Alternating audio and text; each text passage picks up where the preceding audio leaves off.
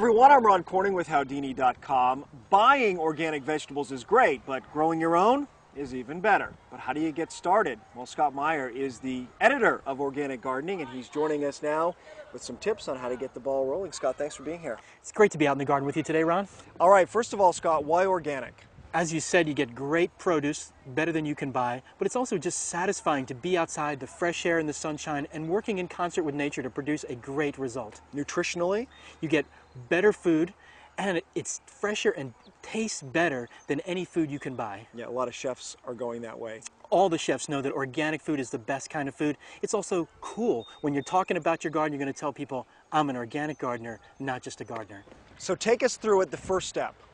You're looking for a place that gets full sun to grow those great summer vegetables everybody loves. That means 8 to 10 hours of sunlight a day at the peak of summertime. You also want to make sure that it has good drainage. That means that water doesn't sit there when it rains. When you leave water on the soil sitting there, it can cause all kinds of other problems. So make sure that the soil is drained well. Just pour a little water on top, and if it drains away, you're great. In terms of the amount of space you need for the plot, what would you recommend? Some people don't have a lot of space. You don't need a lot of space, and you also don't want to really start big. A lot of new gardeners make the mistake of planting too much and making too big of a garden that they can't maintain. So I recommend starting smaller and working with a space that's about 4 by 8, maybe 4 by 10.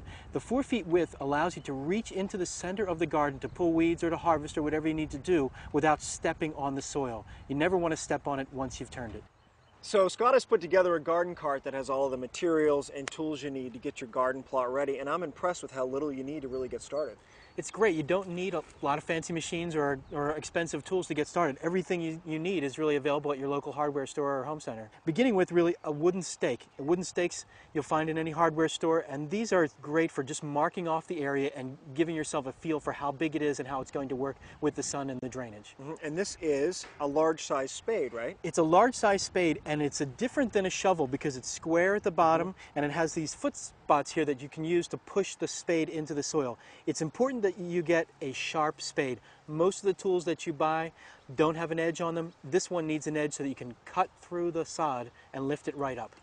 And then you have to sort of work that soil over, and this is what you need for that. A fork, and a garden fork is the right tool for working the soil. You want one that has a wide spacing between the tines. You'll see some forks that are closer together for other purposes. You want this one because you're going to put it in the soil and use it to break up the clods that are underneath where the grass was.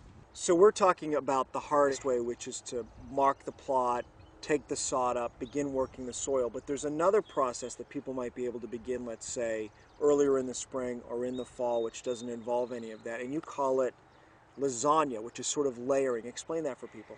It's really an easier way to do it because you're not removing the sod at all. In fact, the sod is breaking down and it becomes that organic matter that's feeding the underground microbes. In this method, you layer some things on top. Newspaper, straw, grass clippings, shredded leaves, again, all natural things you have. The newspaper is very effective in killing the grass off, and then the other things start to break down and begin to create rich, fertile soil. In fact, you don't even need to work it with the pitchfork. In that case, you're just cutting holes into it and planting right through it.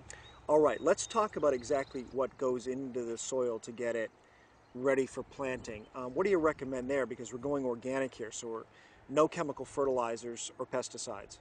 Absolutely correct. And one of the most important reasons to do that is because plants are fed by the microorganisms in the soil, and those chemical fertilizers and pesticides, herbicides can kill them.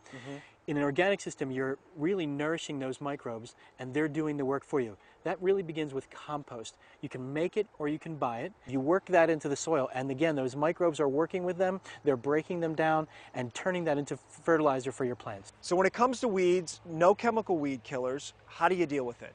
The gardener's best friend is mulch. If you keep the soil covered throughout the gardening season, it will keep weeds from coming up because they're not getting any sunlight, and the weeds that do come up are going to pull out relatively easily, and it also conserves water in your soil when you're doing this. Mulch is a great helper. The materials that are best for mulching in an organic garden: grass clippings and straw or leaves. Those things are handy and they break down and feed your soil as they go. And this may be news to a lot of our viewers that it's never too late in the summer to start, right?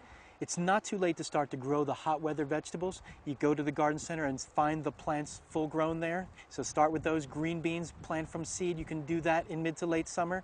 And all of the herbs are also well planted in midsummer. What about the fall, moving into the fall? Fall is a great time for gardening. It's a great time of year to grow the salad greens that everybody loves and are the easiest things to put on your table. Lettuce, spinach, kale, those are all great planted in the fall. You start those from seed, or you can start them from small plants.